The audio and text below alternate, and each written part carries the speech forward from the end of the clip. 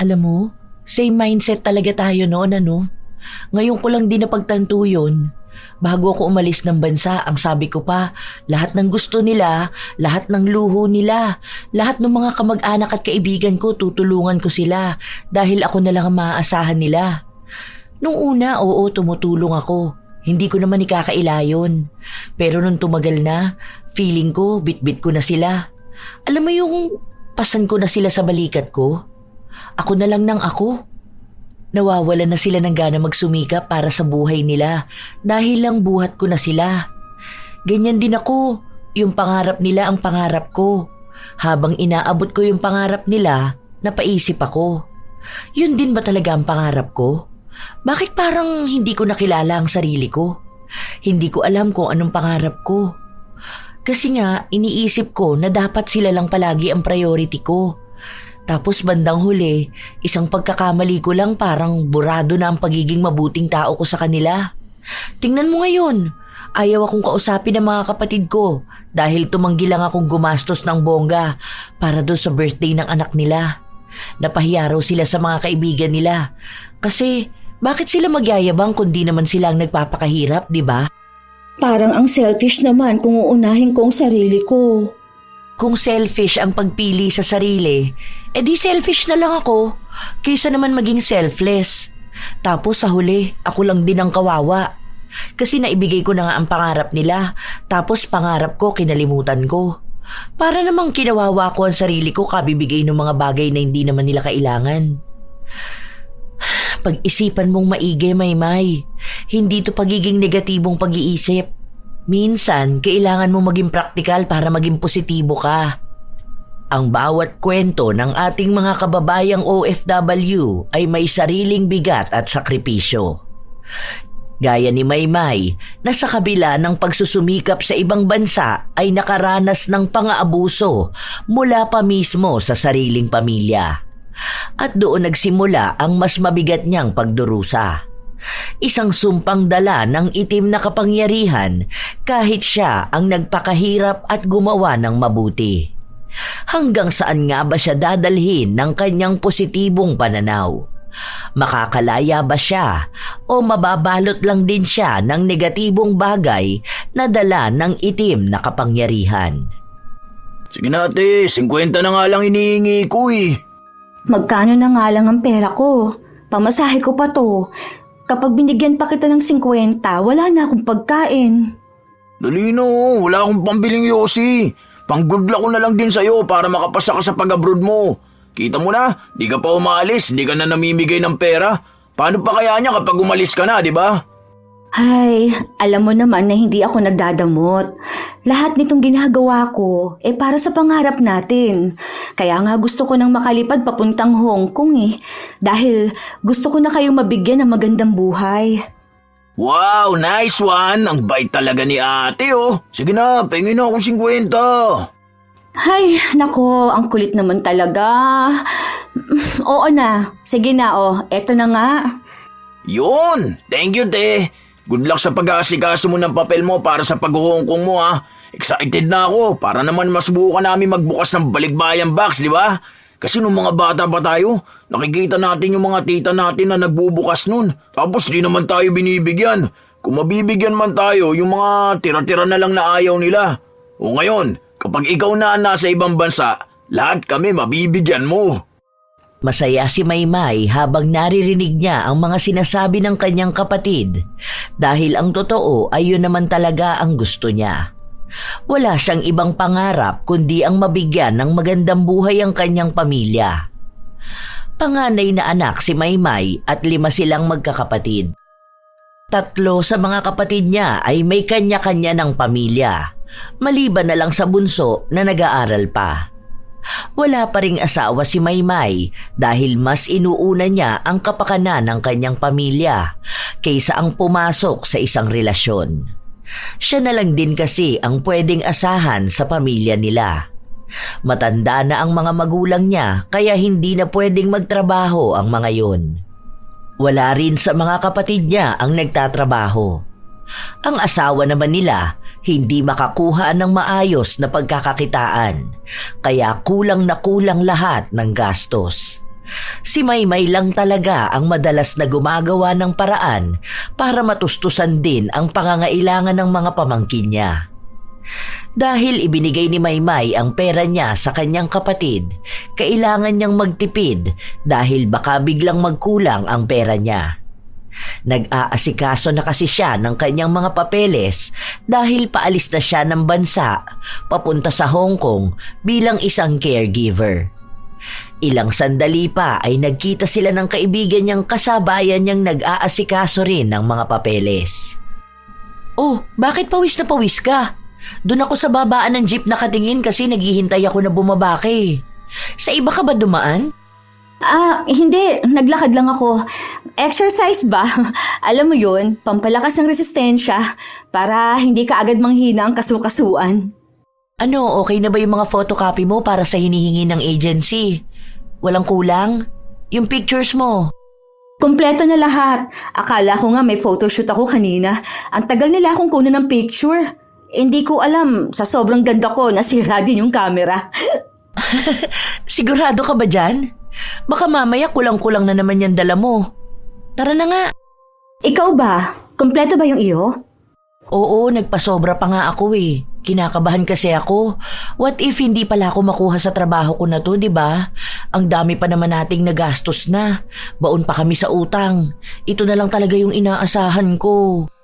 Huy, wag kang kabahan ha. May chance ka naman talaga makapunta ng ibang bansa, no? Ikaw pa? Mas magaling ka kaya sa akin. Natatakot lang ako kasi iniisip ko pa lang na kapag di ako nakapasa, naku po baka pagalitan ako sa amin. Tapos baka palayasin ako dahil ako yung dahilan kaya kami nabaon sa utang. Hay, wag kang ganyan mag-isip. Wala pa nga pinapangunahan mo na. Dapat lagi tayong positive. Huwag lang sa pregnancy test ha. Baliw ka talaga. Ikaw dyan chill-chill lang habang ako kabado masyado. Nagpapaka-stress ka kasi masyado. Alam mo, lahat ng bagay na nangyayari sa atin may dahilan. Hindi man mangyayari yung inaasahan natin, may mas parating pang mas maganda. Kaya walang naidudulot na maganda ang pag-iisip ng mga negative na bagay.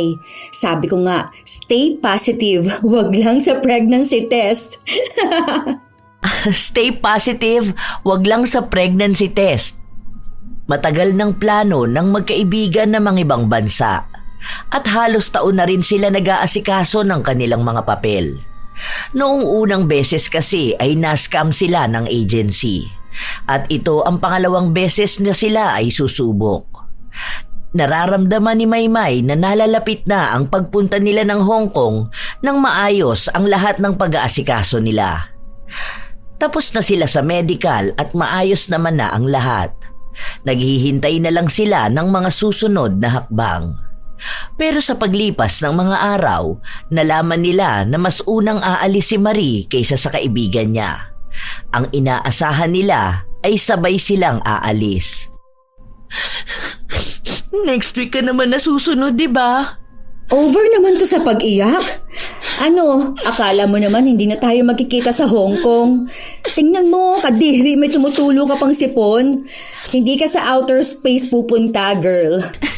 Nakakainis ka naman eh. Kasi, bakit ang bagal ng employer mo? Akala ko sabay tayo sasakay sa eroplano. Kinakabahan pa naman ako. Paano kung di ko kayanin sa Hong Kong? Kaya mo yan? Ano ba? Pangarap natin yan, di ba? Late lang ako ng 1 week.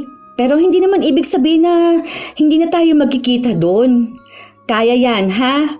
Tatagad mo palagi ang loob mo at isipin mo kung bakit mo to ginagawa. Alam mo ba kung bakit mo to ginagawa? Oo, para sa pamilya ko. Mali! Para sa siopaw. Kaya huwag ka na magdrama-drama dyan, ha? Hindi ka nila kukunin maging artista doon. Nakakainis ka talaga. Basta sunod ka dun, ha? Nagpaalaman ang magkaibigan. Naging emosyonal man yon, mas pinanatili ni Maymay na kalmado lang at positibo. Dahil kilala niya ang kanyang kaibigan, mahina ang loob nito at siya lang ang tanging nagpapalakas dito. Kaya nga ayaw umalis ni Marie nang hindi siya kasama dahil mabilis siyang sumuko kung wala ang kanyang kaibigan. Naghihintay na lang na makaalis si Maymay at palagi niya rin nakakausap ang kaibigan niyang palagi ring umiiyak. Pinangako ni Maymay na kapag nakarating na siya ng Hong Kong, magkikita na ulit sila. Gagala sila tuwing walang trabaho para makapaghanap sila ng masasarap na pagkain doon. Isang araw, maagang gumising si Maymay dahil pupunta siya ng agency. Napansin niyang gising ang kapatid niya at naglalaro sa cellphone. Ang aga mo naman yatang nagising. Di pa ako natutulog, te. Naglalaro pa ako. Huwag kang ganyan. Dapat matulog ka.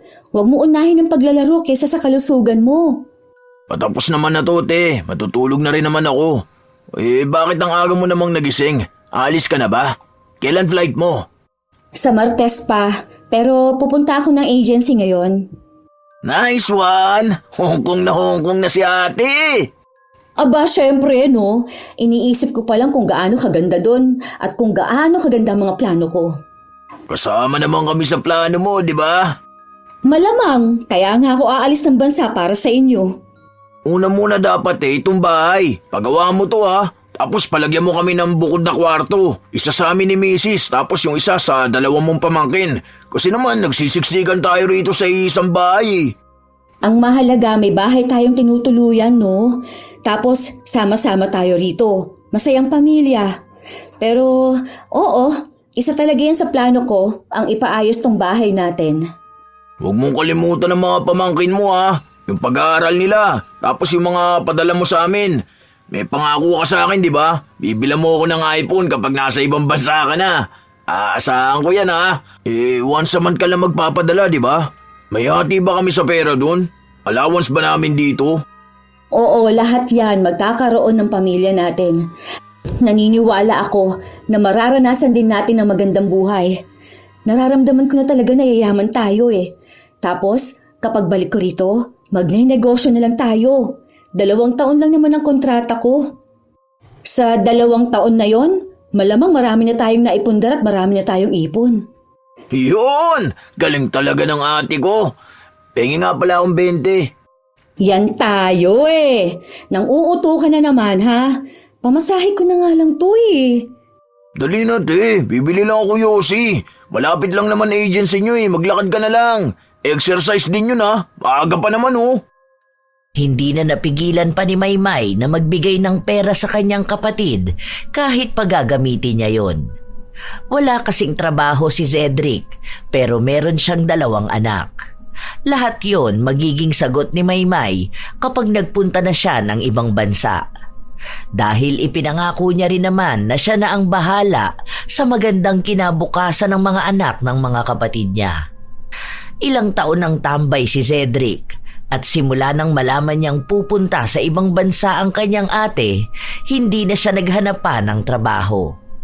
Ang sabi niya, siya na lang ang mag-aasikaso sa bahay nila. Wala namang problema kay Maymay dahil ang gusto niya lang naman talaga ay bigyan ng kaginhawaan ang lahat ng mahal niya sa buhay. Kahit pa man ang kapalit nun ay ang paghihirap niya. Habang naglalakad si Maymay, kumakanta-kanta pa siya. Sa pamamaraan na yon ay nawawala ang kanyang pagod. Pero habang naglalakad siya, bigla siyang nakaapak ng malambot na bagay. Ay,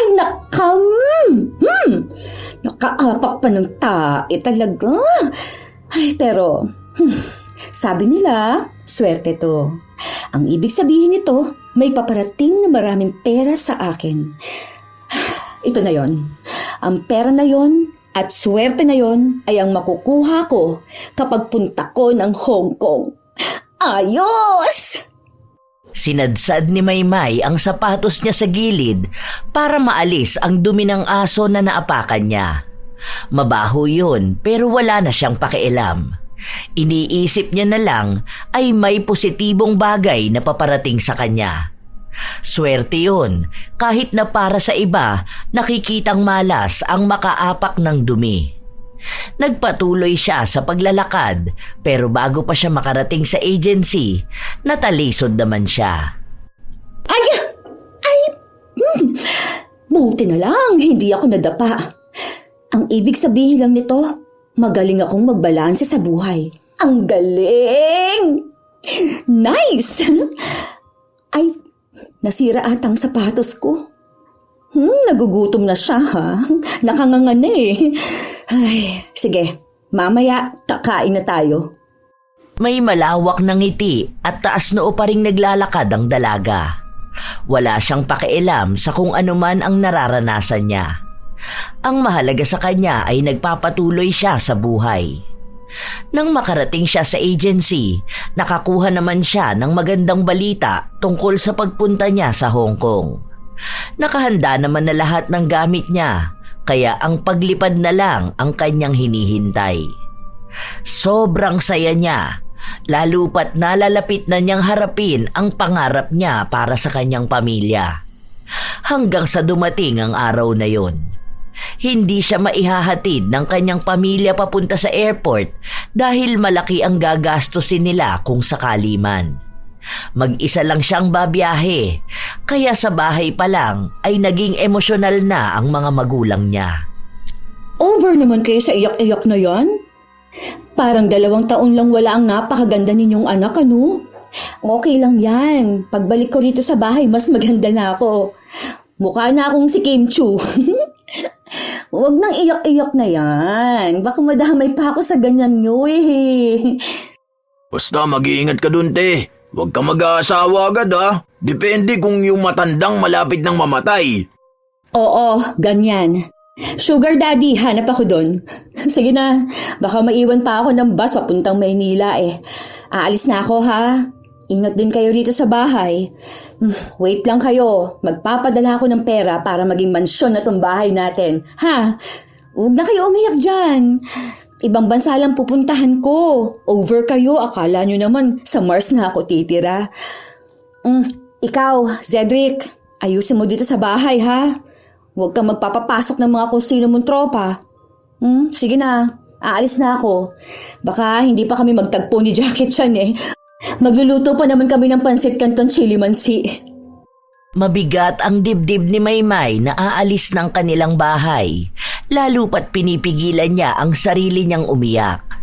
Iniisip niya na dapat nakangiti lang silang lahat at masaya dahil ito na ang pangarap nila. Malapit nang matupad lahat ng plano niya. Kaya bakit kailangan pang umiyak? Ang selebrasyon dapat palaging masaya, hindi ito pwedeng tabunan ng iyakan. Kaya ayaw niyang magtagal na kausapin ng pamilya niyang umiiyak, hindi na rin siya lumingon pa pagsakay niya ng jeep. Ibinalita niya sa kaibigan niyang parating na siya sa Hong Kong at pwede na silang magkitang dalawa. Positibo lang palagi ang iniisip ni Maymay. Ayaw niyang isipin ang lungkot na magiging mag-isa siya sa ibang bansa dahil ang iniisip niya, ang pag-iisa na yon ay makakatulong para sa kanyang pamilya. Ang daming naging aberya bago nakasakay ng eroplano si Maymay. Ay, agoy! Na-sandwich na naman ako rito sa MRT. Ay, sandali lang. Uy, hindi ako burger patty.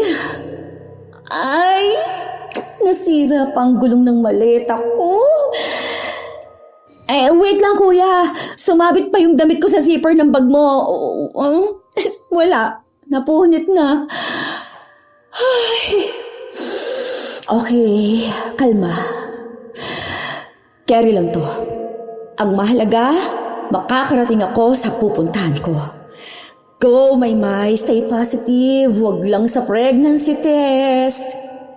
Kahit na ang daming aberya na pinagdaanan ni Maymay, makarating lang sa pangarap niyang bansa, hindi naging hadlang ang mga yon para tingnan niya ang mas maliwanag pang parte ng buhay. Na ang mga kamalasan na nangyari sa kanya ay hindi talaga kamalasan. Parte yun ng kanyang buhay para makita kung gaano ba siya magiging positibo sa lahat ng bagay. Nakarating si Maymay sa Hong Kong. Sa unang linggo niya ay nahirapan siya, lalo na sa komunikasyon niya sa kanyang mga amo. Limitado lang kasi ang alam nilang Ingles, kaya hindi sila masyadong nagkakaintindihan. Mababait naman ang kanyang mga amo kahit pa ang matandang babae na inaalagaan niya. May kakulitan lang talaga pero bumabagay naman din sa kanyang kulit. Malayo ang kaibigan niya sa kanya, kaya kahit na nasa Hong Kong silang dalawa, sa tawagan lang din ang komunikasyon nila. Maliligo na pala si Granda dyan. Gisingin ko na nga. Grandma, wake up! The sun is already awake also. If you no wake, sun becomes sad. You go to bath. You no think, ha? Ano ba naman to? Tango-tango lang, kala mo naman naiintindihan ako. Tuwang-tuwa sa kanya ang kanyang inaalagaan kahit na hindi naman talaga siya nito naiintindihan. Ang sabi pa ng kanyang amo, sa kanya lang daw naging ganon ang kanilang ina dahil ang ibang nag-alaga sa kanya ay sinisipa niya o kaya ay palagi niyang tinatapunan ng pagkain. Kaya natatakot sila noong una na kunin si Maymay dahil baka umalis lang din ito kaagad. I'm very patient, Mom. Not the doctor away, but very good taking care. Kapag siya ang nagsasalita, ay natatawa na lang din ang kanyang mga amo. Dahil sa mabait din si Maymay, binibigyan din siya ng mga lumang gamit ng kanyang amo at isa yon sa ikinatutuwa niya dahil may nailalagay siya sa kahon na ipadadala niya sa kanyang pamilya.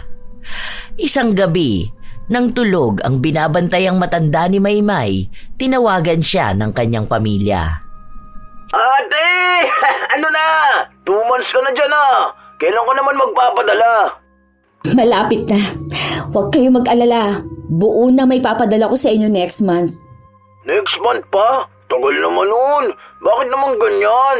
Wala ko pa naman unang sahod mo, paldo na kami rito sa bahay. Ganun talaga yun. Si Marie nga, ngayon pa lang din makakapagpadala ng maayos sa bahay nila eh. Ang mahalaga nandito na ako, di ba? Tapos, nakakapag-work na ako at may mga naipon na pala akong ipadadala dyan sa inyo. Pinupuno ko lang tong balikbayan box ko. Eto, tingnan nyo to. Ibinigay sa akin ng amo ko rito. Sapatos to ng boss ko na lalaki. Ang ganda nito. Branded pa. Hindi niya nagamit kasi ang sabi, ayaw raw niya sa kulay. Bigay ko na lang daw kung may kapatid akong kasya to. Wow, sige, akin yan, te. Punuin mo na yan, ha? Para maipadala mo na. Damihan mo chocolate, ha? Tapos mga damit ng mga anak ko. Pabango rin, te, para kapag binuksan namin yan, bigyan natin si na Auntie Gina. 3 anak nun, 2 lalaki, 1 babae. Nakausap kasi namin yun eh. Nakita niya raw sa post mo na nasa abroad ka na.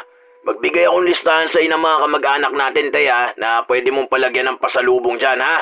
Saka yung tropa ko, inaanak ko kasi yung panganay nun, te. Sige lang, send mo lang sa akin.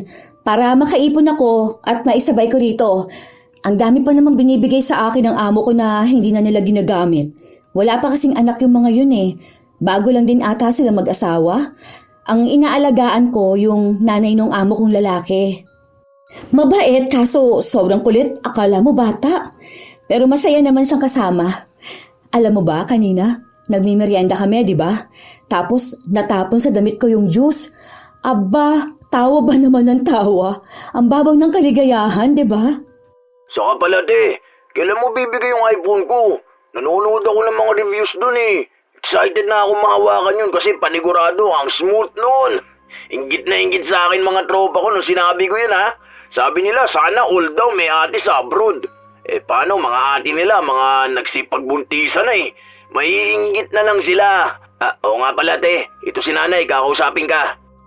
Hindi na nakapagkwento pa si Maymay tungkol sa kanyang buhay sa Hong Kong at sa kung paano siya makipagkulitan sa inaalagaan niya dahil mas nangingibabaw ang boses ng pamilya niya. Ang daming sinasabi, ang daming hinihingi at pinabibili.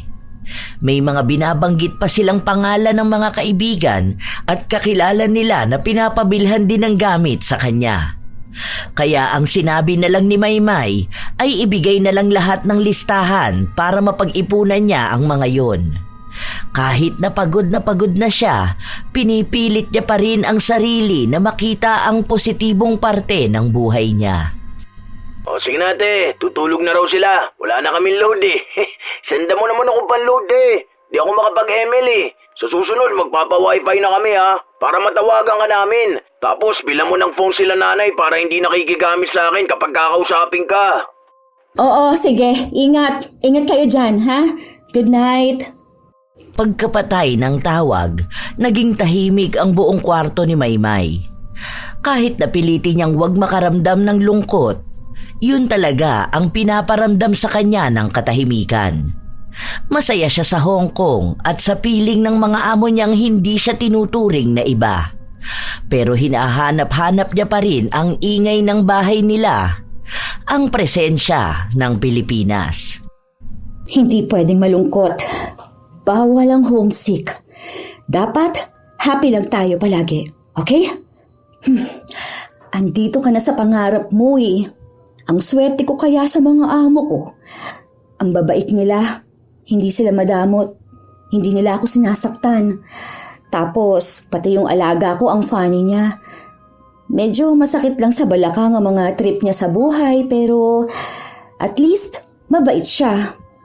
Pinaghirapan kong makapunta rito. Kaya bakit ako susuko, di ba? Nakikita ko ang saya at pag-asa sa pamilya ko, kaya dapat magpakatatag ako. Okay, go Maymay. Kaya mo yan. Palaging tatandaan na stay positive. Huwag lang sa pregnancy test. Go! Walang homesick. Di yan uso. Pinipigilan ni Maymay ang kanyang emosyon kahit na ang bigat ng kanyang dibdib. Ayaw niyang mabalot siya ng negatibong bagay dahil iniisip niya na sa oras na pahintulutan niyang maramdaman ang negatibo sa kanyang buhay, magtutuloy-tuloy na ito hanggang sa kusa na siya nitong angkinin. Hanggat may pangarap siya, mananatili siyang positibo sa buhay. Ngayon pa nga ba siya susuko kung alam niyang malapit na niyang mapaayos ang bahay nila? Na malapit na niyang bigyan ng magandang buhay ang pamilya niya? Siya lang ang inaasahan kaya bawal siyang maging mahina. Sa paglipas ng mga araw, bibihira na lang siyang tawagan ng kanyang pamilya. Nagpaparamdam lang sila kapag malapit na siyang magpadala. Pero wala man lang pagtatanong kung kumusta na ba ang kalagayan niya at hindi nagiging interesado sa tuwing magkukwento siya tungkol sa kanyang trabaho. Ayaw niyang maramdaman pero pakiramdam niya walang handang makinig sa kanya. Isang araw, habang pinapakain niya ang alaga niya, bigla itong nagsalita. Hindi niya maintindihan kaya kung ano-ano na lang din ang sinasabi niya. Bale, ako ang panganay, di ba? Breadwinner ako. Simula kasi nagpunta akong Hong Kong, hindi na sila nagtrabaho eh. Okay lang din naman sa akin kasi ayokong nahihirapan sila eh. Saka may plano kami magkaroon ng business. You know, pizza.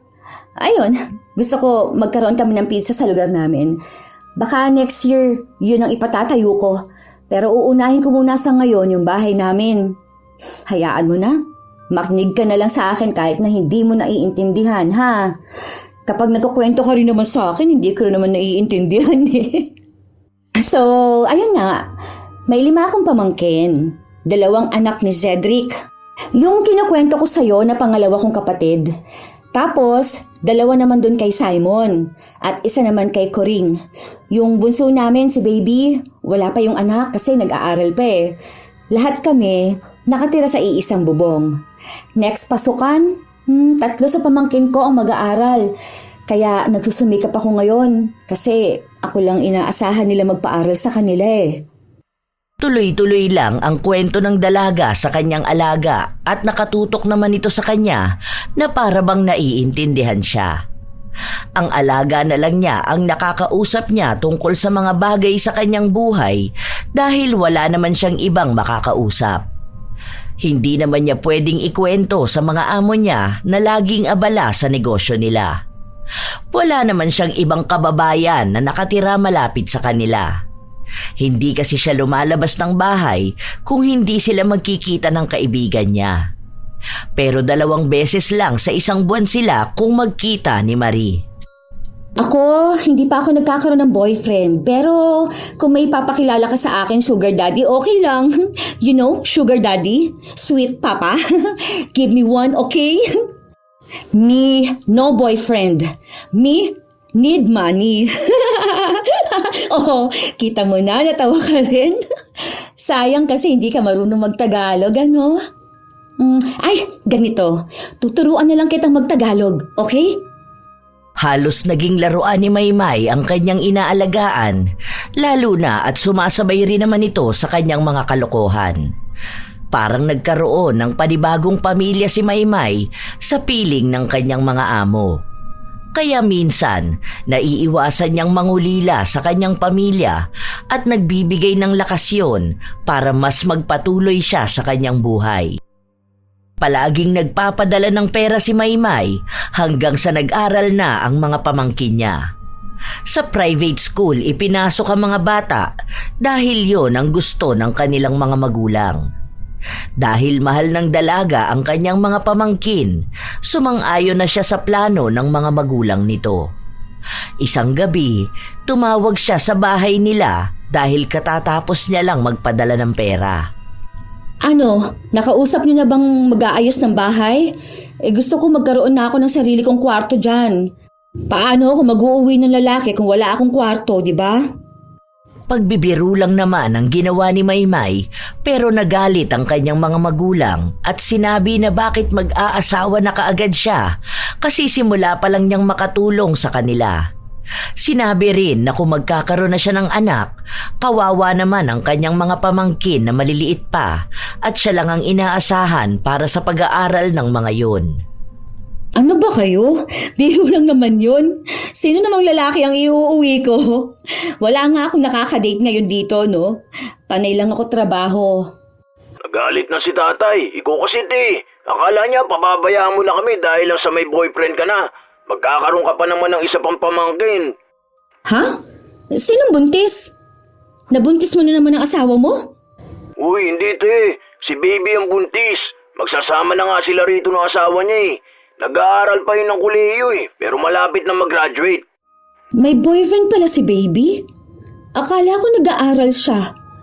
O paano na yan? Hindi na niya itutuloy ang pag-aaral niya?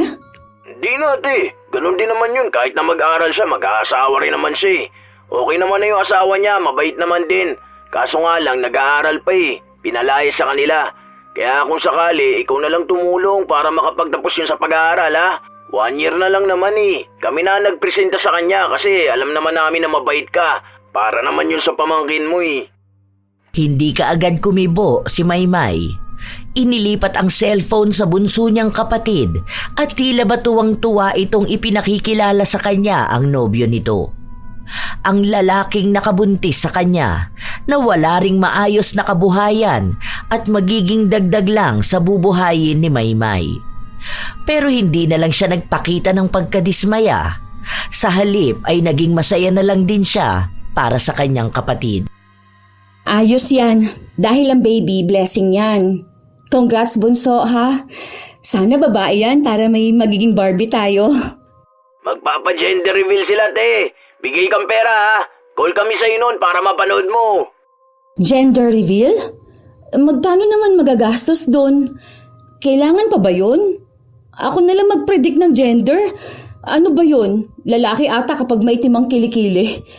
Kaso, matagal na maitim ang kilikili ni baby bago pa yan mabuntis. Kaya nga di tuloy alam kung babae o lalaki. Pero magkano ulit yung sa paggawa ng cake, baby? Hoy, baby, tinatanong ni ate mo Maymay magkano magagastos sa gender reveal. Sinabi ni baby na nasa 5K ang magagastos nila. Labas pa raw ang mga susuotin nilang damit. Masyadong malaki ang pera na yon kung tutuusin. May pera namang naipon si Maymay, pero iniisip niya kung babawasan niya yon para magpadala ng pera sa kanyang kapatid. Dahil gusto niya sana na dalhin ang pera niyang yon kapag nakauwi na siya sa Pilipinas at magsisimula siya ng maliit na negosyo. May plano kasi sila ni Marie na kapag nakauwi sila ng Pilipinas, ay magbubukas sila ng negosyo na magkasosyo silang dalawa. Mangyayari lang yon kung parehas silang may ipon. Pero ilang beses nang nagbawas ng ipon si Maymay at hindi yun alam ng kanyang kaibigan. Ilang sahod na rin ang nagdaan na hindi siya nakapagtatabi dahil buong buo niya talagang ibinibigay sa kanyang pamilya. Humirit pa si Cedric ng dagdag na padala dahil sa kaarawan ng pinsan nila at siya raw ang sagot sa alak. Sa paglipas ng mga araw, nagkita na ulit ang magkaibigan. Pareho silang walang pasok sa trabaho at lumabas sila para gumala. Oh, ano yung suot mo? Ang akala ko ba binigyan ka ng magandang sandals ng amo mo? Bakit hindi mo sinuot? Itinabi ko. Ipadadala ko yun sa bahay. Kasayos ko kasi yung pinsan ko. Ang sabi ni nanay, ibigay ko na lang daw doon. Kasi naghihintay rin yun para sa padala ko Talaga ba? Mas malala ka pa pala talaga sa akin. Ngayon, tinigil ko na yung magpadala ng sobra sa kanila. Paano? Inaaway ba naman ako sa Facebook? Pinaparinggan ako doon? Pinagbablock ko nga silang lahat. Yung mga magulang ko lang ang pinapadalan ko ngayon. Dapat ganun na lang din ang gawin mo. Hayaan mo na isipin nilang masama na ang ugali mo dahil lang sa nakapagtrabaho ka sa ibang bansa. Parehas lang din naman yun. Alipin pa rin naman tayo. Ang pagkakaiba lang, sa ibang lahi naman. Basta para sa akin, hanggat masaya sila, magiging masaya na rin ako. Hindi ko naman binibilang ang ibinibigay ko sa kanila Saka akong may gusto nun. Pangarap ko yun para sa kanila. At alam ko na kapag nagbibigay ako, may malaking balik yun sa akin. Kapag nag-share ako ng blessing ko, may blessing din na darating para sa akin. Minsan talaga, kailangan nating tumulong, lalo na kung may kakayahan naman tayo. Oo, yun na nga. Tutulong tayo base sa kakayahan natin at sa hinihingi nilang tulong. Pero yung sayo, sobra naman na masyado. Kasi kahit luho nung kaibigan ng pinsan ng apo ng lolo ng aso ng kapitbahay nyo, tinutulungan mo. Natawa naman ako doon. Kaano-ano ko naman ang kaano-ano ni ano. Parang ganyan datingan yan Huy, hindi ako nagbibiro. Hindi porket nasa ibang bansa ka, sagot mo na lahat. Tingnan mo, sa kabibigay mo niyan, ikaw na ang mauubusan talaga. Ikaw ang mawawalan. At kapag walang-wala ka na, mawawala rin ang mga yan na parang bula. Walang tutulong sa'yo kundi sarili mo lang. Oh, wag mo sabihin sa akin na yung ipon mo, ginastos mo na rin. Hindi naman, huy. Hindi. Mamatay ka man? Huy, kumatok ka nga. Masama yung ganyan. Alam mo, Marie, yung mga ganyang lumalabas sa bibig mong negatibong bagay, masama yan. Dapat hindi ka nagsasalita ng ganyan, ano? Nagastos ko lang naman yung iba. Pero may ipon pa rin naman ako. Dadagdagan ko na lang yung next sahod. Ipinadala ko kasi para dun sa gender reveal ng kapatid ko. Sus, gender reveal pa sila, pang mayaman lang yung ganun. Pwede nilang gawin ng ganyang kaartehan basta pera nila. Ikaw na nga gagastos kapag nanganak yun, tapos ikaw pa gagastos sa pagpapalaki. Ikaw masyado mong hinayaan ng pamilya mong sumandal sa'yo. Malamang, pamilya ko sila Hindi naman pwedeng hindi ko sila tutulungan, di ba? Ang pangarap nila pangarap ko. Kaya tutuparin ko ang pangarap nila dahil pagtupad na rin yon ng pangarap ko. Alam mo, same mindset talaga tayo noon, ano? Ngayon ko lang din napagtanto yun. Bago ako umalis ng bansa, ang sabi ko pa, lahat ng gusto nila, lahat ng luho nila, lahat ng mga kamag-anak at kaibigan ko, tutulungan ko sila dahil ako na lang ang maaasahan nila. Nung una, oo, tumutulong ako. Hindi ko naman ikakaila yun. Pero nung tumagal na, feeling ko, bit-bit ko na sila. Alam mo yung pasan ko na sila sa balikat ko? Ako na lang ng ako. Nawawala na sila ng gana magsumikap para sa buhay nila dahil lang buhat ko na sila. Ganyan din ako. Yung pangarap nila ang pangarap ko. Habang inaabot ko yung pangarap nila, napaisip ako. Yun din ba talaga ang pangarap ko? Bakit parang hindi ko nakilala ang sarili ko? Hindi ko alam kung anong pangarap ko. Kasi nga, iniisip ko na dapat sila lang palagi ang priority ko. Tapos bandang huli, isang pagkakamali ko lang parang burado na ang pagiging mabuting tao ko sa kanila. Tingnan mo ngayon, Ayaw akong kausapin ng mga kapatid ko dahil tumanggi lang akong gumastos ng bongga para doon sa birthday ng anak nila. Napahiya raw sila sa mga kaibigan nila. Kasi bakit sila magyayabang kundi naman sila ang nagpapakahirap, di ba? Parang ang selfish naman kung uunahin ko ang sarili ko. Kung selfish ang pagpili sa sarili, edi selfish na lang ako kaysa naman maging selfless. Tapos sa huli, ako lang din ang kawawa. Kasi naibigay ko na nga ang pangarap nila, tapos pangarap ko kinalimutan ko. Para namang kinawawa ko ang sarili ko kabibigay ng mga bagay na hindi naman nila kailangan. Pag-isipan mong maigi, Maymay. Hindi to pagiging negatibong pag-iisip. Minsan, kailangan mo maging praktikal para maging positibo ka. Hindi na naalis sa isipan ni Maymay ang mga salitang sinabi sa kanya ng kanyang kaibigan. Hindi naman ganon mag-isip noon si Marie. Katulad niya rin ito na nagbibigay ng higit pa sa kaya niya. Ang pagkakaiba lang nila noon, madalas natakot si Marie sa mga bagay-bagay dahil palagi niyang pinapangunahan ng negatibong kaisipan habang siya ay palaging positibo kahit na mali-mali na ang nangyayari sa kanya. Hindi naman nawala ang pagiging positibo ni Maymay. Pero may parte sa sarili niyang ginising ng mga salita ng kaibigan niya. Isang araw, habang naglalakad siya mag-isa, kausap niya sa cellphone ang kanyang kapatid. Lumabas kasi siya dahil umalis ang buong pamilya ng amo niya at sinabi sa kanya na gumala na lang muna siya. Sinunod naman niya yon at bumili siya ng mga gamit na pwede niyang isama sa balikbayan box niya. Ang daming pinagsasasabi ng kapatid niya. Pasa-pasa ang cellphone kung ano-anong gamit ang sinasabi. Kung sino-sinong pangalan ang binabanggit. Minsan, nalilito na siya sa mga pangalan dahil di naman niya kakilala ang iba. Malapit na ang birthday ko ha. Gusto ko magpainom dito sa amin. Ang dami kong tropa. Gusto ko yung bongga talaga ha. Oo nga pala, sakto pa yung birthday mo sa sahod ko Galing ha? Kataon talaga para maging masaya ako sa birthday ko. Bigyan mo akong pera ha. Magkano magagastos ko noon? Gusto ko bumabahan ng alak. Walang uuwi na di gumagapang sa kalasingan. Hindi ba kayo niyan mapahamak? Alak yun Masama sa kalusugan. Mas maganda ata kung kumain na lang kayo sa labas. Maganda kayo ng pagkain, ganun. Para mabigyan nyo ng handa ang mga kapitbahay natin. Sus, di na uso yung ganyan, te. Pwede naman maganda si nanay, pero kasi itong mga tropa ko, talagang alak ang gusto nila. Kaya yun nga naisip ko. Basta, bigyan mo ako, te, ha? Oo na, sige na. Sana maaga ibigay ang sahod ko para maipadala ko kaagad sa inyo. Yun, salamat, eh. O nga pala, kakausapin ka raw pala ni tatay. Inabot ni Cedric ang cellphone sa kanilang ama. Nakangiti si Maymay para ipakita na masaya siyang nakakausap ito. Pero ang unang bungad sa kanya ay nanghihingi ito ng pera na itutulong sa kanyang kapatid na may sakit sa atay. Gusto ng kanyang ama na sustentuhan ni Maymay ang gamutan nun at kung pwede raw ay siya ang tumulong sa pinsan niya para makapagtapos ito sa pag-aaral.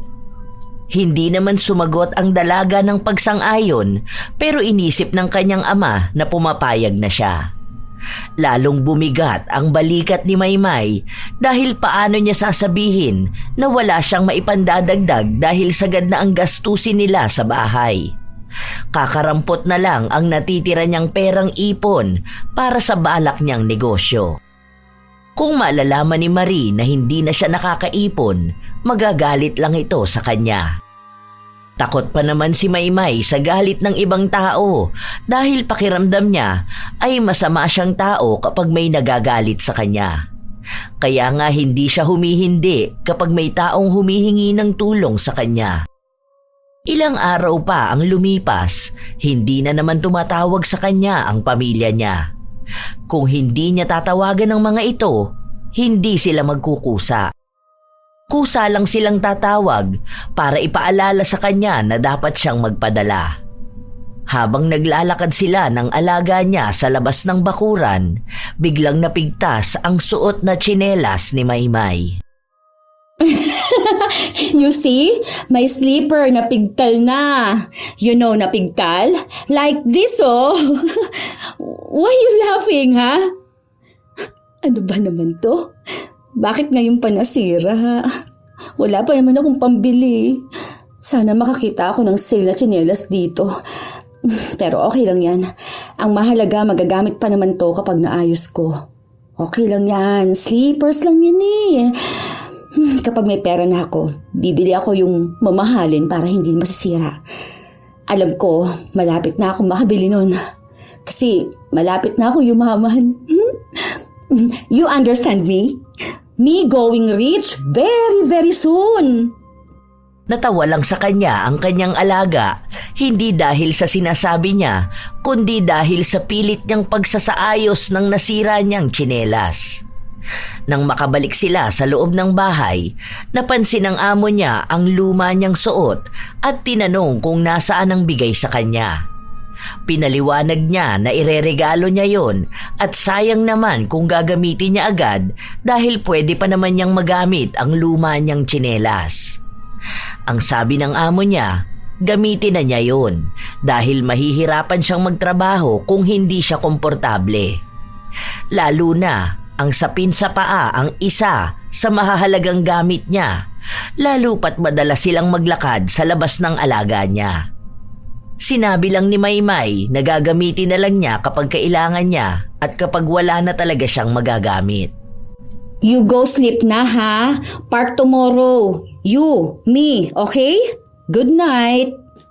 Nang makatulog na ang matanda, kumain naman si Maymay para bago siya matulog ay busog siya.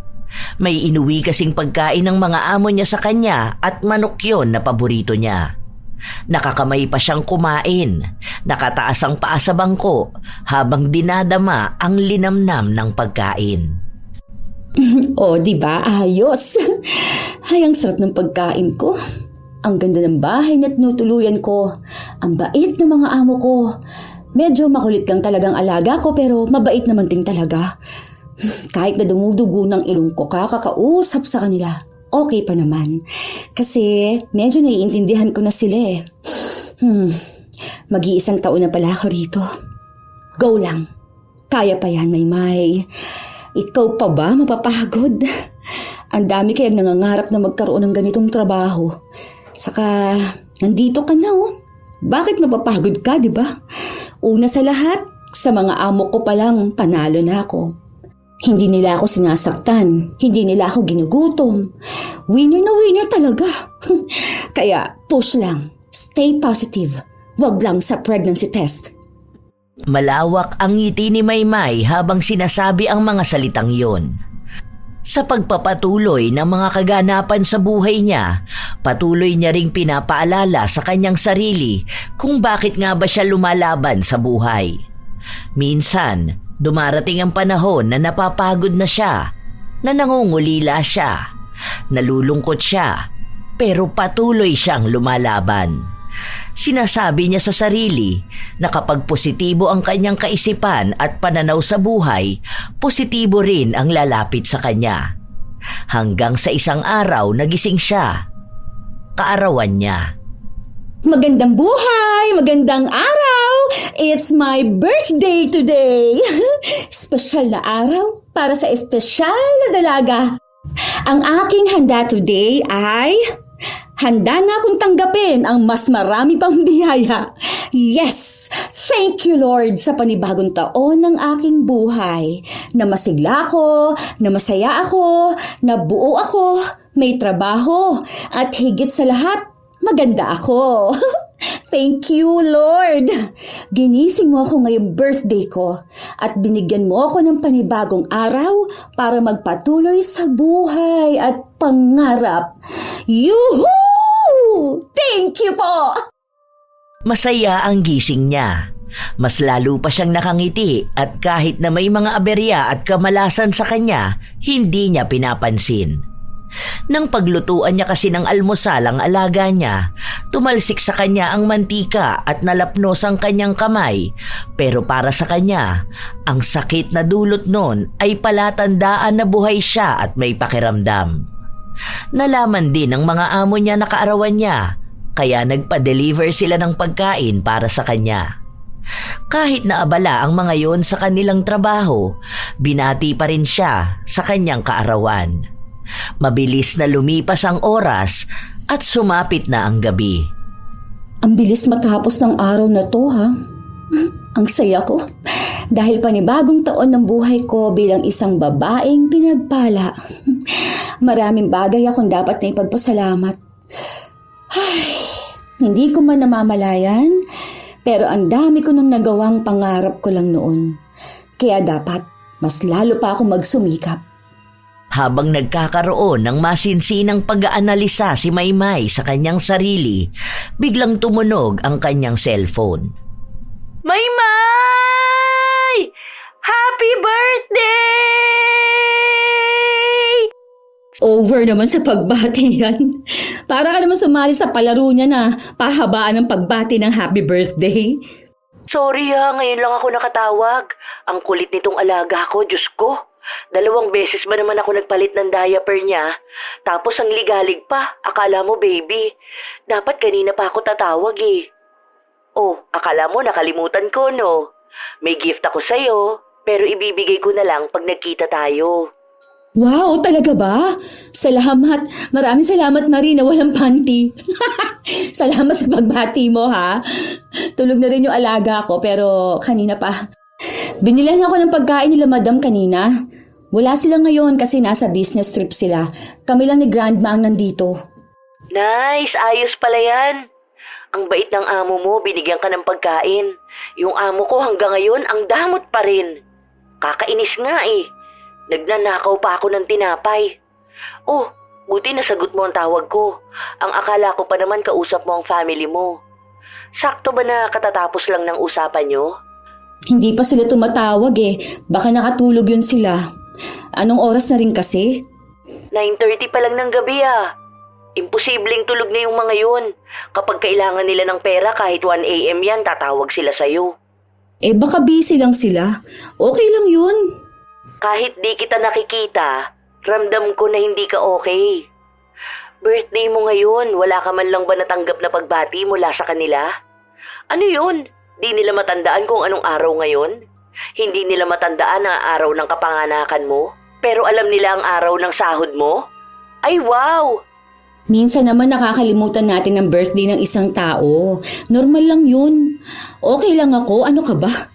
Ang mahalaga sa akin ngayon, masaya ako. Buhay ako at binigyan ako ni Lord ng panibagong taon ng buhay ko para magpatuloy sa aking pangarap. Oo, ganun naman talaga dapat. Stay positive para yung flow ng buenas natin mas maganda, mas smooth. O sige, hanggang kailan ka magiging positive kung negative na ang pinaparana sa'yo ng pamilya mo? Panay ka isip sa kanila at sabi na ginagawa mo na ang pangarap nila. Tapos simpleng birthday mo hindi nila maalala? Diyos ko, pamilya mo ba yun? Kahit noon pa man, mali-mali na sila nang naaalala tungkol sa'yo. Ang alam lang nila, gatasan ka at mukha kang nagtatain ng pera. Ay, eto na. Nag-chat sa akin si Cedric. Tinatawagan daw nila ako. Sige na, mamaya na ulit ha. Agad na pinatay ni Marie ang tawag para bigyan ng oras ang kanyang kaibigan na makausap ang pamilya nito. Hello Philippines and hello world! Wow, ang energetic ni ate ah. Ang lawak pa ng ngiti oh. Ano kaya meron? Siguro pinadala mo na yung balikbayan box no? O kaya may bonus na binigay sa'yo yung boss mo kaya bibigyan mo kami ng pera no? Hindi pa naman puno ang ipapadala ko dyan. Saka hindi naman holiday para magbigay ng bonus mo ngayon. Uy, bakit ang saya mo ngayong araw? Hindi ba pwedeng maging masaya araw-araw? Pwede naman. Ako nga pala te, papaalala ko sa'yo yung pera na hinihingi ko ha. Lapit na yun. Tapos, padagdagan mo na rin pala. Gusto kong bilan ng bagong sapatos yung 2 kong anak eh. May nakita ako sa mall, ang ganda. Branded yun na sapatos. Uso rin. Yung mga kaklase niya sa school, merong mga ganun eh. Ayoko naman mapag-iwanan yung anak ko, no? Saka pala, sabi ni baby, baka raw mabigyan mo siya ng pera. Kasi nga, yung asawa niya kailangan ng bagong uniform sa school. Tapos si nanay naman, nagtitingin ng bagong sofa. Gusto niya yung ganun sa sofa ni na Gingging. Binili rin nila yun, kailan lang eh. nung nagpadala ng pera ang anak niya galing abroad. Siyempre si nanay, alam mo naman, di yung nagpapatalo, di ba?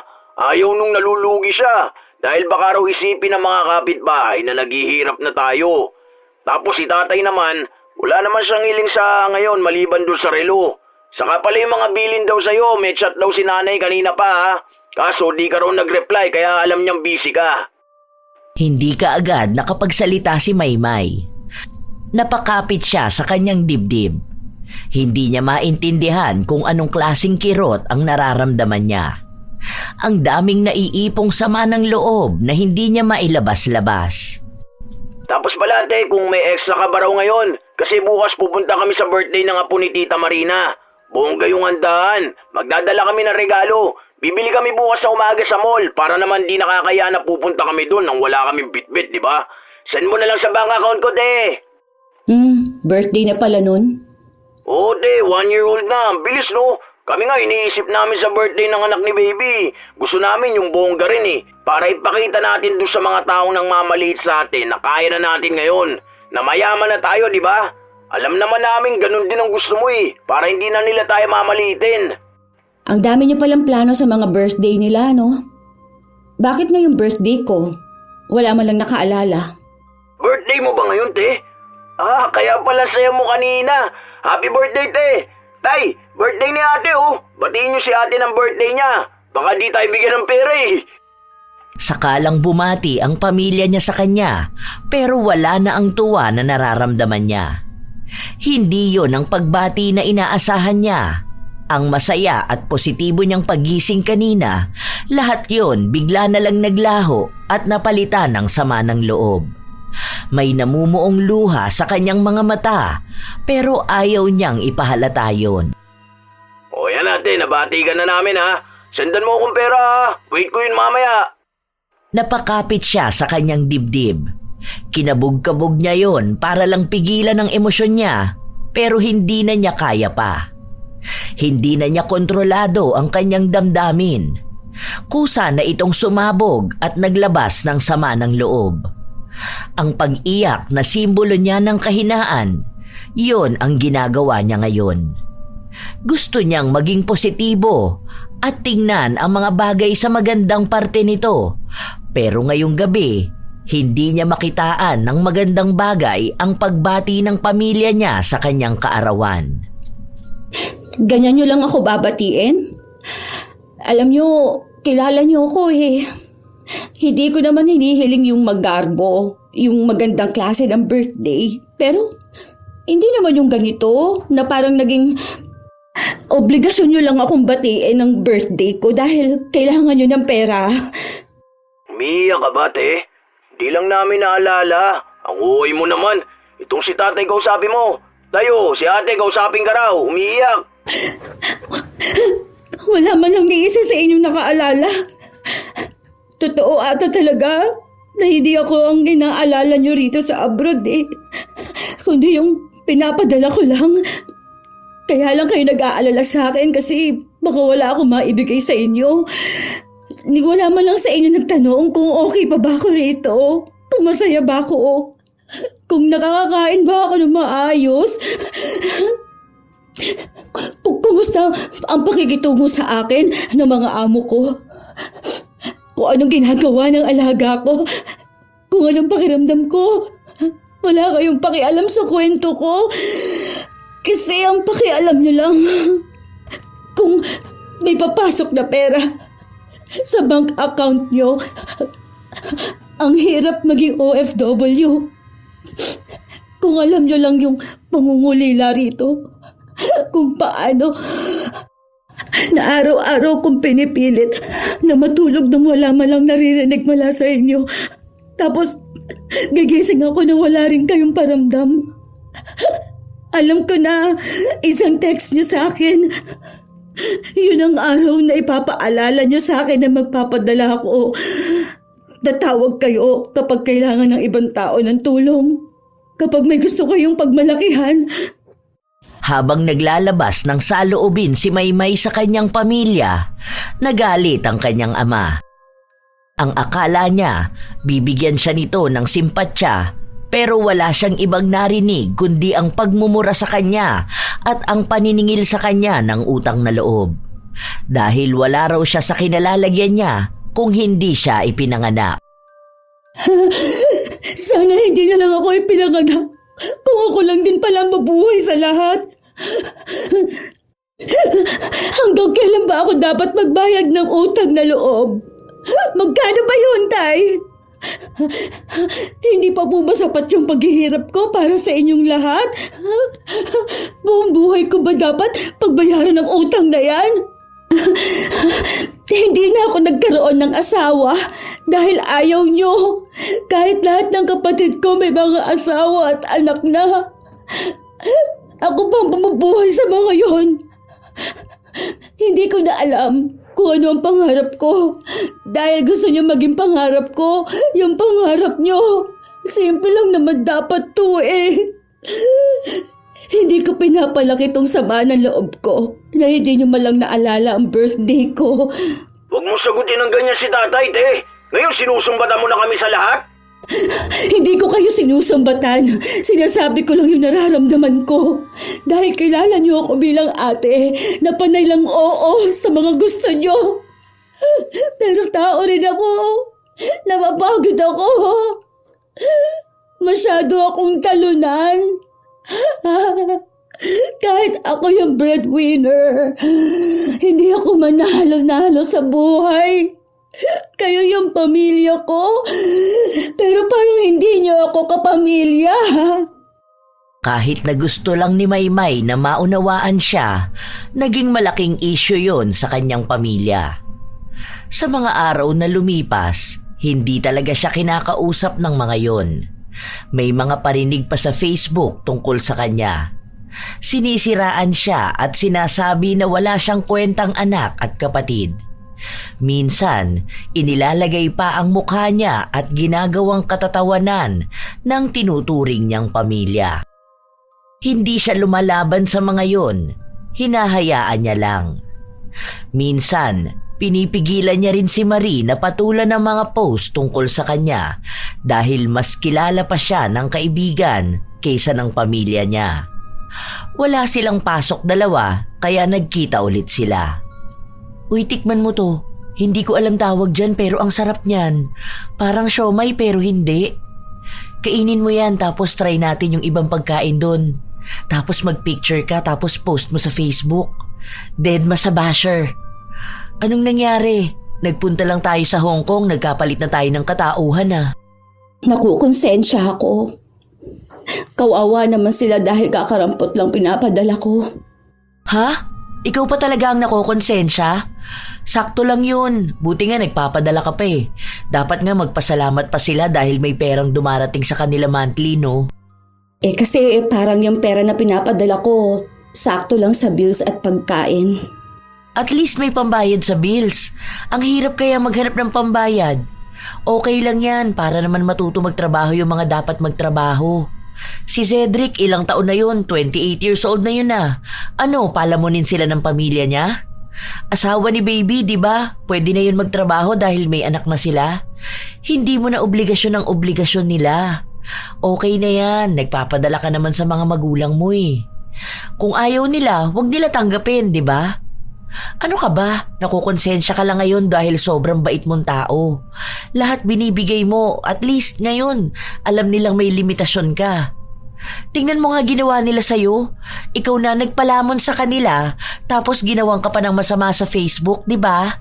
Pinagtatawanan nila na kaya wala kang asawa kasi pangit ka.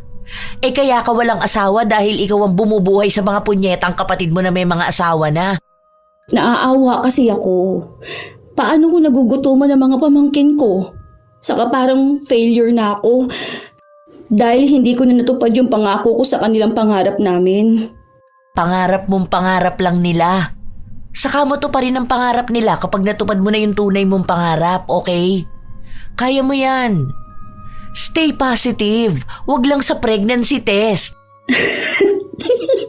Nakakainis ka. Oo na, stay positive. Huwag lang sa pregnancy test. Ilang buwan ang lumipas at kakaunti lang ang perang pinapadala ni Maymay. Kahit na di siya tawagan ng pamilya niya, binibigyan niya pa rin ng pera ang mga yon. Hindi na siya tumitingin sa kahit na anong account niya dahil ayaw niyang makita ang mga paninira sa kanya. Ayaw niyang masaktan dahil sa ginagawa ng pamilyang tinutulungan niya. Hindi niya lang mapigilan ang sarili na magpadala ng pera dahil iniisip niya ang mga magulang niyang walang kakayahan na magtrabaho. Mataas din ang pride ng mga kapatid niya kaya binabaliwala siya ng mga ito. Isang araw, habang pinapaliguan ni Maymay ang kanyang alaga, naglikot ito kaya pumasok sa kanyang mata ang sabon. Simula nun, namula at namagana ang mga mata ng dalaga. Madalas yung nagmumuta tuwing umaga. Nahihirapan din siya kapag makati dahil kasabay din ang paghapdi. Dahil sa nangyayari sa kanya, naapektuhan ang kanyang trabaho. Madalas siyang dapuan ng lagnat pero hindi yun naging dahilan para tumigil siya sa pagtatrabaho. Sure ka ba dyan na okay ka lang talaga? Tingnan mo nga yan sa camera pa lang nakikita ko na grabe na yung mata mo. Nag-aalala ako sa'yo kung alam mo lang. Nakakatakot yan. Baka kasi kung mapano ka at mauwi pa yan sa pagkabulag talaga. Hindi to. Gagaling din ako. Ano ka ba? Feeling ko nga pagaling na siya eh. Kaso nakakamot ko lang. Pero okay lang ako. Feeling ko na sobrahan ako sa paghahanap ng pogi kapag nasa labas ako. Panay ka naman biro eh. May nangyayari na nga masama sa'yo. Walang nangyayaring masama sa akin. May sakit lang ako. Pero hindi naman ibig sabihin na katapusan na ng mundo. Katapusan na ng buhay ko. Normal lang naman na magkasakit. Mas pinapatatag pa ang resistensya ko, no? Hay, grabe talaga ang mindset mong babae ka, no? Kahit na malala na ang nangyayari, sasabihin mong ganyan lang talaga ang buhay. Tapos may eme-eme ka pang nalalaman.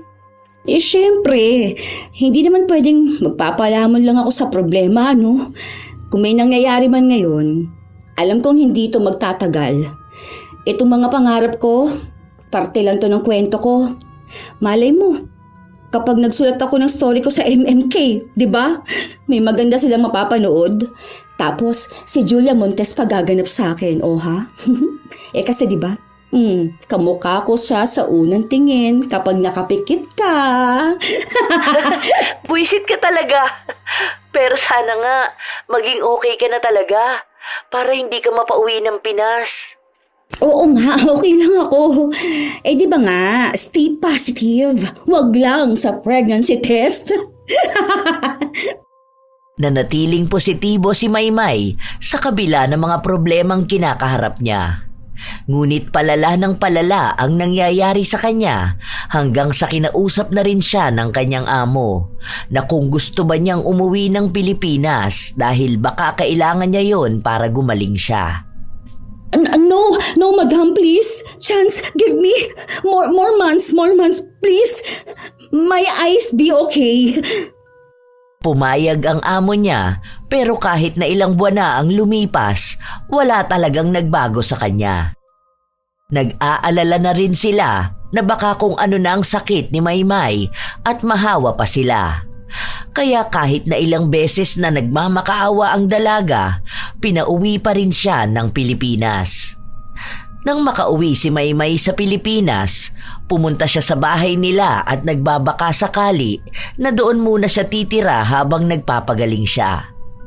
Pero sa halip na mag-alala ang kanyang pamilya sa kanya, pinagtabuyan siya ng mga ito na para bang wala siyang naiambag sa pagpapagawa ng bahay at sa buhay nila. Wala naman akong ibang mapupuntahan. Di ba? Tumulong naman ako para ipagawa to. Ang kapal ng mukha mo. Tama lang sa'yo nangyayari sa'yo dahil ang sama ng ugali mo at ang swapang mo. Ang damot mo sa amin. Gusto mo kami makaramdam ng hirap habang ikaw nagpapakasarap dun sa ibang bansa. Ganyan talaga ugali ng mga nakakatapak sa ibang bansa no? Nagiging mayabang na, nakakalimot na sa pamilya. Ayan, ngayon, wala ka na may pagmamalaki sa amin. Mabuti nga sa'yo. Buti na lang gumana sa'yo yung kulam kahit nasa abroad ka. Ganti na namin yan sa mga kawalang iyang bigay mo sa amin. Kulam? Pinakulam niyo ako? Oo, dahil yun lang naman ang paraan para makaganti kami sa kasamaan mo bilang kapatid. Wala ka ng karapatan dito sa bahay. Hindi mo to pag-aari. Doon ka, humanap ka na ibang pamilyang tatanggap sa'yo. Dahil simula ngayon, itinatakwil ka na namin bilang pamilya namin. Wala kang kwenta, wala kang utang na loob. Ang damot mo, ang sama na ugali mo. Kala mo kung sino ka na eh. Alipin ka lang din naman sa ibang bansa. Bayaran ka lang din naman dun para maghugas ng puwet na matanda.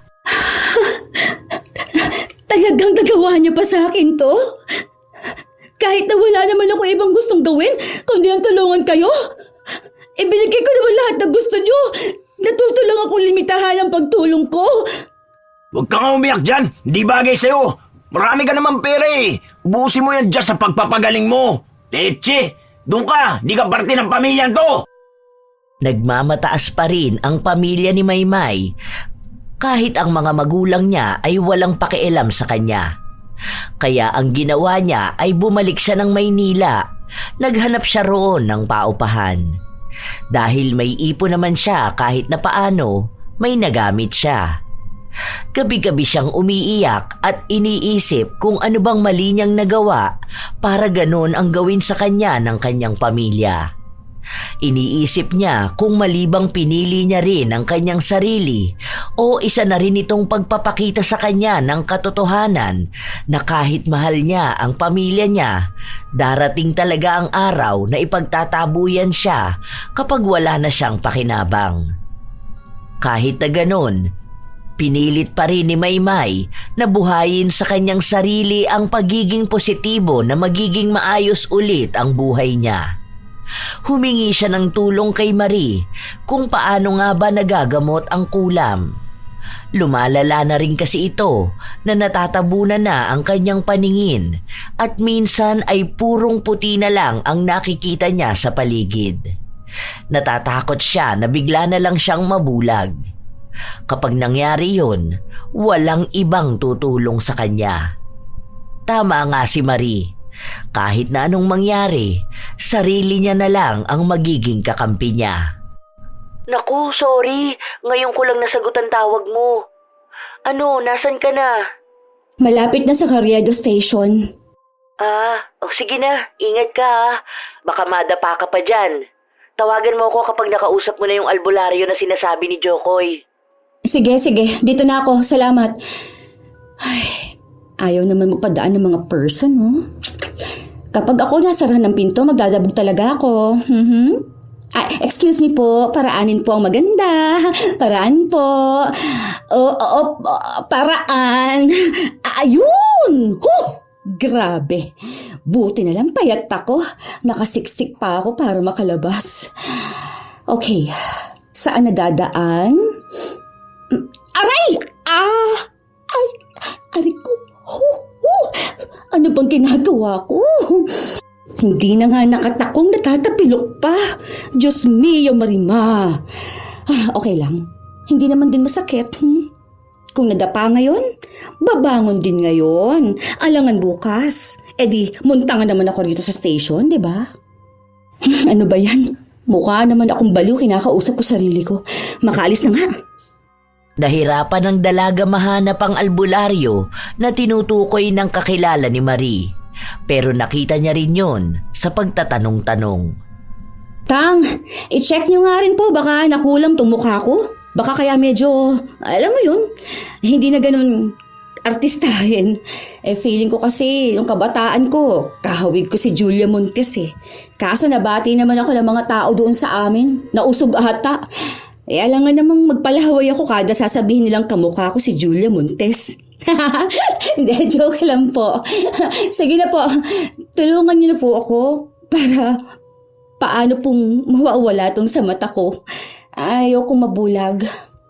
Kasi paano ako makakakita ng mga pogi sa paligid, di ba? Panay pa rin ang pagbibiro ni Maymay tungkol sa kanyang kalagayan. May itinuro sa kanya ang matandang nakausap niya. Maayos naman ang mga sinabi sa kanya at tingin niya ay epektibo ito. May mga herbal ding pinabili sa kanya at pati na rin mga pangontra para kung sakali man na may umulit na kumulam sa kanya. Ilang buwan din ang tumagal bago tuluyang gumaling si Maymay. Meron pa siyang natitirang pera kahit na paano at sabi naman ng kaibigan niya ay handa siyang tulungan kung sakaling kailangan niya. Nawala na rin ang komunikasyon ni Maymay sa kanyang pamilya at ang akala niya ay hindi na siya kakausapin pa ng mga ito. Pero nakatanggap siya ng chat mula sa kanyang pamangkin at nang hihingi ito ng pera sa kanya. Malaking halaga ang hinihingi pero hindi niya ibinigay. Nagpadala lang siya ng sapat na pera pambili ng gamit ng bata para sa pasukan. Alam niya kasi na inutusan lang ito ng kanyang mga magulang para hingian siya. Ano nang balak mo ngayon? Magaling ka na talaga? Hindi naman siguro yan makakaapekto kung magbabala ka magtrabaho abroad, no? Hindi naman. Naghahanap pa ako online kung saan pwedeng magpasa. Next week, titingin ako sa mga agency para may mapasahan ako. Maayos naman ang record ko eh. Makakakita pa rin naman ako ng work abroad. Pero sayang yung dati mong amo, no? Ang bait-bait pa naman nun. Ang hirap makahanap ng ganong amo. Alam ko, makakakilala pa rin ako ng katulad niyang amo. Think positive lang para maganda ang pasok ng blessing. Yung plano nating negosyo, medyo delay lang ang ambag ko ha. Pero pangako, tutuparin ko yung pangarap ko na yon. Magkakaroon tayo ng negosyo rito sa Pilipinas. Yan ang gusto ko. Hindi talaga nawawala sa'yo ang ganyang fighting spirit. Yan talagang may na kaibigan ko eh. Kahit na anong mangyari, talagang positibo sa buhay. Laban lang ng laban. Siyempre nga, ano ba ang palagi kong sinasabi? Think positive, wag lang sa pregnancy test. Mas lalong lumakas ang paniniwala ni Maymay sa kanyang sarili at sa kanyang mga plano sa buhay. Kahit na nakakatanggap siya ng kabiguan sa mga bagong trabaho na pinapasukan niya, alam niyang paraan lang yon para sa magandang bagay na nakalaan sa kanya. Palagi niyang pinapaalala na ang pagtanggi na yon ay ang unti-unti namang paglapit niya sa nakatadhanang trabaho para sa kanya. Isang araw, habang nasa labas siya, naglalakad at naghahanap ng trabaho. Muli siyang nakaapak ng dumi ng aso. Muntikan pa siyang madulas dahil dumausdos na siya. Uy, swerte na naman. Malamang may magandang balitang parating sa akin ngayon. Huh? Ay, naman, aba, doble swerte to ha. Naiputan pa ng ibon tong lagayan ko ng mga papeles ko. Naku, feeling ko, ito na yon. May maganda na akong balitang matatanggap. Pwedeng mag-aasikaso na ako dahil may employer na ako. Ramdam na ramdam kong magandang enerhiya. Amoy ko na ang tagumpay. At amoy ko na rin ang mabahong tae ng aso. Muling ikinuskos ni Maymay ang kanyang sapato sa gilid para maalis ang dumi ng aso. Habang ginagawa niya yon, tumunog ang kanyang cellphone. Tumatawag sa kanya ang dati niyang amo. Nagtanong ito sa kanya kung may trabaho na ba siya at kung wala pa ay baka gusto niyang bumalik sa kanila. Siya raw kasi ang hinahanap ng kanyang alaga. Ilang beses na rin silang papalit-palit ng mag-aalaga at panay pangalan niya ang bukang bibig. Napatalon si Maymay sa tuwa dahil aasikasuhin na kaagad ng dati niyang amo ang mga papel niya para makalipad na siya sa lalong madaling panahon. Ibinalita niya yon sa kanyang kaibigan at tuwang-tuwa ito. Inisip ni Maymay na maaaring yon ang dahilan kaya kahit na anong gawin niya ay hindi siya makahanap ng trabaho. Hindi dahil sa hindi siya magaling, kundi dahil nakalaan na sa kanya ang pagbabalik sa dati niyang amo. Tanging si Marie lang ang nakakaalam na babalik siya sa Hong Kong. Hindi niya rin naman pwedeng sabihan ang kanyang pamilya dahil itinuturing na siya ng mga ito na patay na. Hindi rin sigurado ni Maymay kung alam na ng kapatid niya na gumaling na siya sa ginawang pangungulam sa kanya. Hindi na nagtanim pa ng sama ng loob si Maymay sa kanyang pamilya dahil ang pagtatanim ng masamang loob sa iba ay para na ring pagkampi niya sa negatibong enerhiya. Para maging maayos ang buhay niya at tanggapin ang daloy ng swerte, kailangan niyang maniwala at manalig sa mga positibong bagay. Kung may isang negatibong nangyari sa kanya, 5 positibong bagay naman ang naiisip niya. Ganoon ang kanyang ginagawa.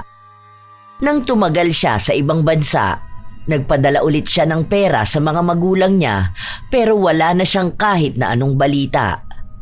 Kahit hindi nang hihingi ng pera ang mga yon, ginagawa niyang magbigay dahil yon ang gusto niya. Nakakuha lang siya ng balita na may trabaho na ang kanyang kapatid dahil sa ibinalita lang sa kanya ni Marie. Doon niya napagtanto na kaya naman pala ng mga kapatid niyang kumilos para sa sarili nila. Sadyang binuhat niya lang ang mga yon sa pag-aakala na mas makakatulong ang ganong gawain para sa kanyang pamilya. Ang ginawa niya lang pala ay hinayaan silang sumandalang sa kanya at kapag napagod siya ay bawal siyang magpahinga dahil maraming umaasa sa kanya. Kahit na hindi sila nag-uusap ng pamilya niya, umaasa pa rin si Maymay na darating ang araw na makakasama niya ulit ang mga magulang niya, ang mga kapatid niya at ang kanyang mga pamangkin.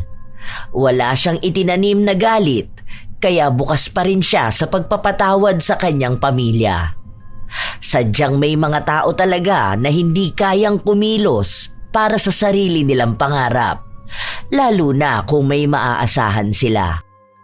Mahirap ang mga ibang bayan. Hindi madaling makibagay sa isang bansa na hindi mo kinalakihan. Araw-araw kang dadalawin ng lungkot. May mga sinuswerte sa kanilang pinapasukang trabaho, meron namang mga minamalas. Ang mga taong pinipiling magtrabaho sa ibang bansa ay may mga dahilan kung bakit nila yon ginagawa. Kung para sa kanilang sariling pangarap o para sa kanilang pamilya. Ano man doon ang dahilan, alam nating marami silang sakripisyong pinagdaanan. Kaya sa mga may kamag-anak na nagtatrabaho sa ibang bansa, tandaan na tao rin sila at hindi lang sila basta bagay na magbibigay sa iyo ng pera basta-basta. Minsan kasi, inaakala ng lahat na kapag ang isang tao ay nasa ibang bansa nagtatrabaho, mas maganda ang kanilang buhay. Madali ang kanilang trabaho, kaya ang ginagawa ay nilulustay ang kanilang pinaghirapang ipadala para lang sa yabang. Maraming ibinigay na aral si Maymay mula sa kanyang pagiging positibo sa lahat ng bagay. Na anumang nangyayari sa iyo ay hindi palaging masama. Hindi mo man makuha ang inaasam mo katulad sa kung paano mo ito naisip, ang ibig sabihin lamang nun ay may ibang bagay na mas higit na para sa iyo. Laging tatandaan na ang positibong pananaw sa buhay ay nagsisilbing gabay upang malampasan ang anumang pagsubok. Kapag natutunan mong ngumiti at umasa kahit sa gitna ng hirap, hindi ka kailan matatalo ng problema. Kapag positibo ang isip, kahit negatibo ang sitwasyon, kaya mo pa ring manalo sa buhay. Sana ay may natutunan kayo sa ating kwento ngayon. Ang tema ng inabusong OFW ay hindi lamang tungkol sa pisikal na pang-aabuso, kundi sa mas masakit na anyo ng pang-aabuso. Ang pagkuha sa kanyang kabutihan at sakripisyo.